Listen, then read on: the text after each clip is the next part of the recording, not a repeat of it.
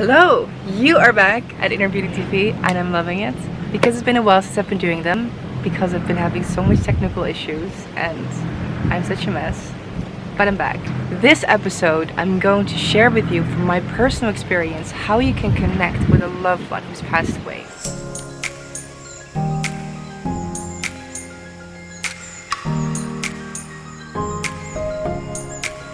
If you know me, then maybe you know that both of my parents have transitioned, have passed away. My father did when I was 5 and my mother did about 4 years ago now. Almost 5. Oh my god. Almost 5 years ago. Crazy. So, quite a few people in the retreats and when I meet people ask me like, how do you deal with that at first? Having no parents at such a young age. I was 27, my sister was 25, I think. How do you deal with that? And how do you connect with them? Because I think I share about my connection to both my parents, because I really feel that, you know? I really feel they're here. Everywhere. They're here. So I just want to share from my personal perspective how you can connect with a loved one who's passed away, whether it's your parents or a family member or a friend. And this even goes for people that have not passed away, but for the sake of this video, it's going to be specifically about people who have passed away. So the first thing to connect with them, the first thing you should know is you connect with them through your love for them.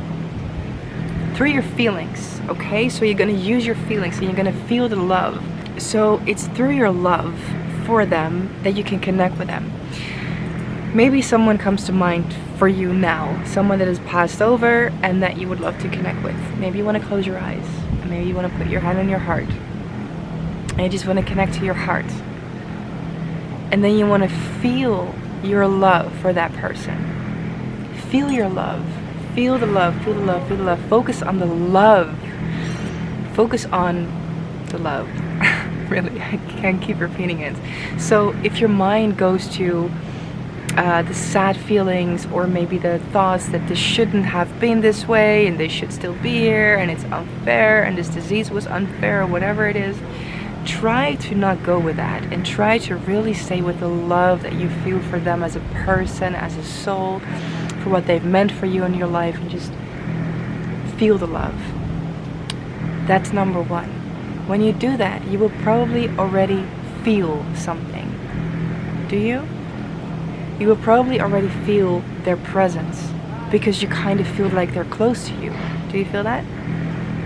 So a second thing is you can use your desire to connect with them. So it's absolutely normal to have this desire, and you can use this desire. Okay, so you can use the longing that you feel to connect with them. But again, try to stay away from the sadness and the misery and the grief, and just focus on the love. This is the experience I had when my mother passed away. It was on a Friday, and so every Friday she passed away at, I think it was 11 o'clock.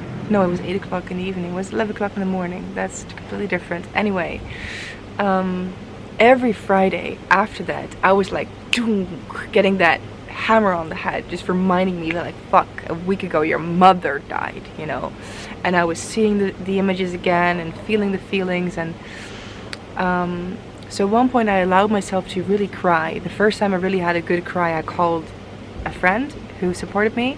This time I was like, okay, now I'm gonna cry because I can feel the tears come up. I'm gonna cry, and I'm really gonna be with those feelings.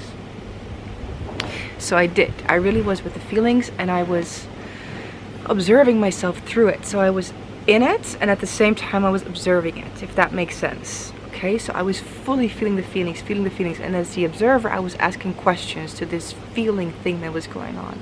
I was like, what are you feeling? What is the issue? What is the issue at hand? What's really the problem?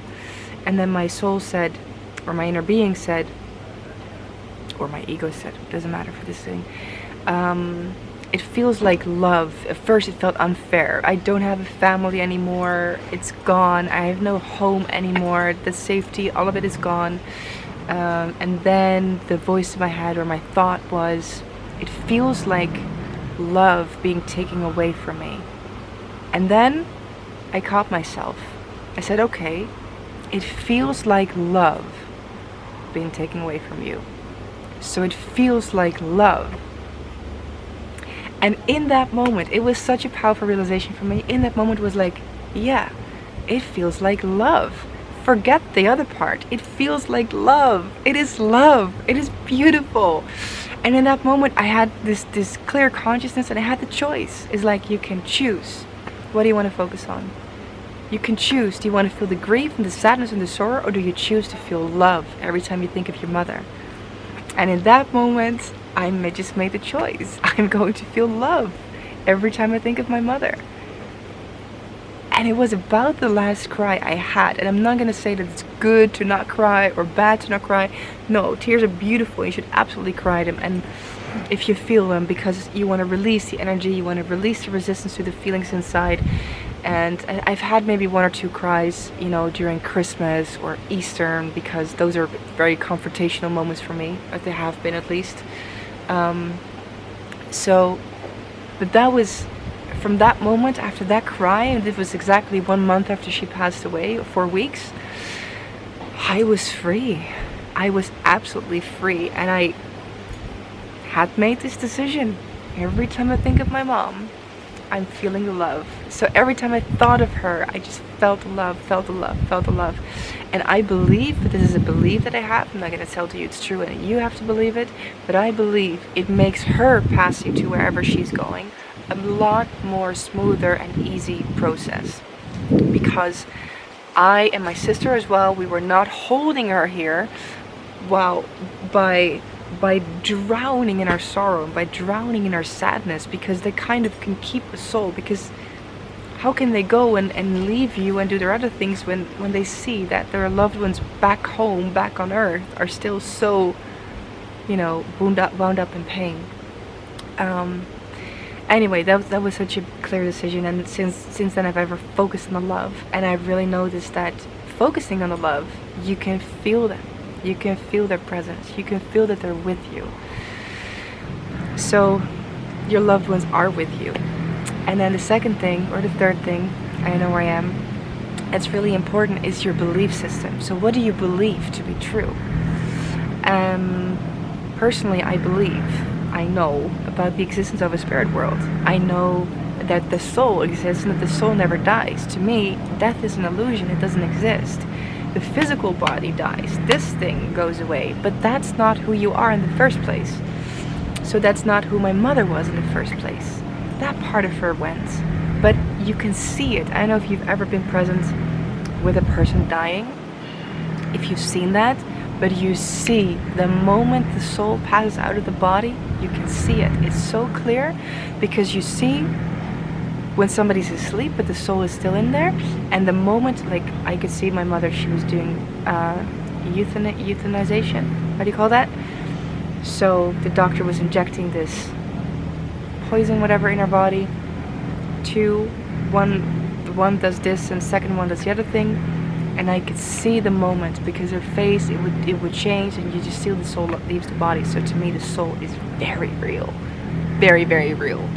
And it's that life force that is being taken out of the body that goes elsewhere, that is still alive, very alive. So I believe that. And because I believe that, I will experience it. And I will experience my mother still very much alive. To me, she's more alive than she's ever been. So if you do not believe in the spirit world, if you believe it's all bullshit, it doesn't exist, that we have this one life and it's absolutely meaningless, then you will most probably not experience your loved ones in a afterlife or as your guides. If you are at least open to it, if you're at least open to the possibility, then only then you can experience it as such. So I'm not going to tell you what to believe. I'm just going to tell you to be open to the possibility. If you want to connect with your loved ones, be open to the possibility that they live on in another form, in another way, in another dimension. Be open to the possibility that they can connect with you and that they want to connect with you. Because very often our loved ones become our guides, and I think it's also the point why some of us leave and transition into another form or no form, so that they can guide us that are still in the form, in the flesh. And this is 100% what I experienced with my mother. So another thing, and this is number 4, I lost count, how you can experience your loved ones is through synchronicities. And again, this is another one that you have to be willing to be open at least to the possibility that they are communicating with you through synchronicities. I'm gonna give you a few examples. My mother had in her garden a lavender circle, so she had all this lavender growing, and it was like the pinnacle of the garden. So for me, lavender, she was always doing things with lavender. So for me, lavender is very connected to my mom. And then at one point I noticed at a retreat location that I was hosting a retreat at the last day, I saw all this lavender in the garden, and this retreat location had come to me in such a synchronistic way, like it was this blessing coming from the skies that I found the perfect location. And then I saw this lavender on the day of leaving, and I was like, Mom, you did that. Thank you so much for making that happen. Then I started noticing a pattern. Every other retreat location after that, apart from the ones in Bali, had lavender. Everyone, and even the place where I'm staying at now has lavender. Everyone, everywhere I go. So that to me is a sign. Another example I can give you, when I was organizing my first retreat, I was guided by dragonflies. Physical dragonflies, but also the name dragonfly, the word dragonfly. And so I happened to organize my very first retreat in a villa called Dragonfly Village. Villa. Dragonfly Village. Dragonfly Villa. Whatever. Dragonfly in Bali. And I had decided I'm gonna go for this crazy adventure. I'm gonna organize a retreat. I'm gonna call in people that are gonna come from I don't know where, but I'm gonna make this happen. I'd never attended a retreat in my life. I didn't even know what a retreat was, other than what I could think of what a retreat was. And then it was at Schiphol airport. I just came back. I just booked this villa, and my ego woke up, and it was like, what the fuck do you think you've done? You've booked a villa in less than 2 months. You're gonna organize a retreat. How the hell are people gonna come? Who is gonna come? Who is gonna pay for that? I mean, it doesn't even exist yet. You have no website, no time to set it all up, blah, blah, blah, blah. You know this stuff, right? Blah, blah, blah, blah. I was like, okay, woof, let's calm down. Then a few moments later, I saw a girl in line standing, and I saw she was wearing a pants with all dragonflies on top, on it. All dragonflies. I was like, okay. Again here, I chose to believe. I chose to take this as a sign. I could have chosen not to. I could have said, yeah, but the fear is too big, and the reality is too big and too valid for me to take such a risk. But I was like, fuck it, I'm gonna go, I'm gonna do it. Because the only way I'm gonna find out if all these synchronicities are real, the only way I'm gonna find out is by following them. That's the only way. So I did. And oh my god, it was magical. It was best retreat ever. Anyway, I came, no, and I have to tell you about this. My sister and I didn't want a normal grave for my mother. We wanted something beautiful. She loved nature, so we got this beautiful piece of petrified wood on her grave, and also a piece of petrified wood where the birds could drink water in, because she loved birds. She was always, you know, feeding the birds and the squirrels in the garden.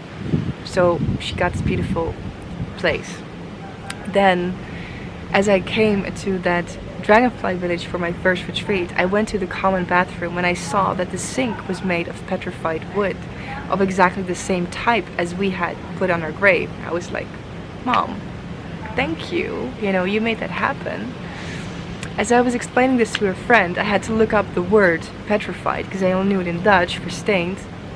And as I was looking that up, I saw the word is petrified. My mother's name is Petra, so her name means rock. Anyway, then about a year ago, I was walking in Bali again, and I saw in a little shop these earrings, these dragonfly earrings. My eye got them, and I was like, my god, these are so beautiful. I want to get them for myself and maybe for all my retreat participants. Anyway, then I saw that they were using the exact same piece of petrified wood that my sister and I placed on my mother's grave for the birds to drink in. The exact same piece, only then covered with jewelry. I was like, I believe she's guiding me all along with those signs. So this is just my personal examples of how through synchronicity, you can see and you can know that your loved ones are communicating with you. They're there, they're helping you, they're guiding you, they love you, they want to communicate with you. What gets in the way of that? Your fear, your judgment, and by fear I mean your fear of connecting with the dead, because to some it can be really scary. Well, I can tell you it's not scary at all. So it can be your fear, it can be your judgment, it can be your disbelief, it can be your your beliefs. Those are the three things that are really standing in the way of you experiencing this connection.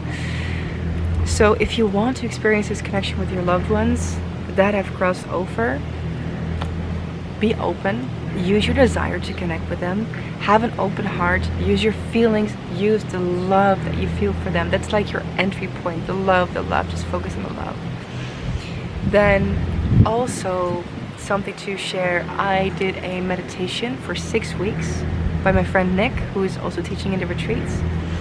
I think it's on his website. It's called Angel Qigong. It's something that he's channeled and he's brought into the world, and it's an absolutely beautiful meditation technique. It's super powerful.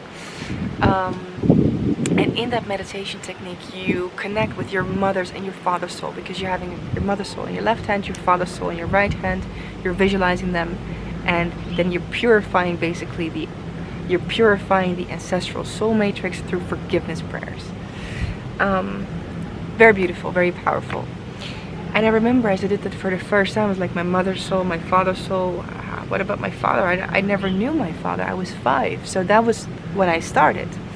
But after practicing this for 6 weeks, I think about a week or so, after a week or so, it started to change. I started to feel something. I started to feel something very different in my left hand than in my right hand. I started to feel energy. I was like, oh my God, I could really feel my mother's energy, and I could start to feel my father's energy. I was like, I could feel who he was. And I could never really truly know that beforehand, other than, the stories that my family members would tell me about him and what I feel in my heart, how he was as a person. But now I could feel it. It was beautiful. So this just proves and shows that it's practice.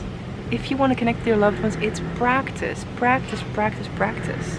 Also, a misunderstanding I want to get out of the way is that some people think we should grieve. We should be sad. We should cry. We should feel all these negative feelings when people have died. Please, let's get that out of the way. We don't need to.